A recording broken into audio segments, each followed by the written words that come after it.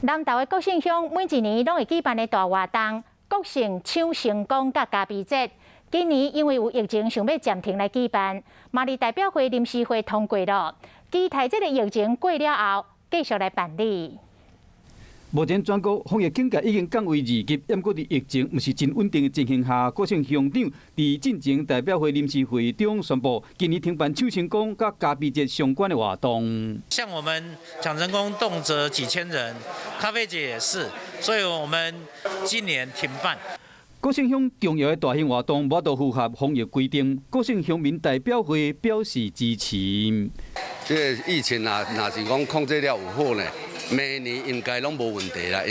全国烘咖啡的比赛，也有商业行销活动，已经连续办4届。咖啡农期待疫情若较稳定，会使恢复办理。活动停办对地方的产业行销影响真大。不过，伫南投县政府社劳处的辅导下，采用网络直播的方式行销，开创新的产业行销的通路。用数位网络，而且再加上现在又做上一个直播，所以说我们也正在摸索说能够直播把它发展它最大的效益。 虽然国姓乡抢成功甲咖啡节停办1年，希望讲明年伫疫情较稳定了后，会使恢复办理，为在地产业创造更较侪经济效应。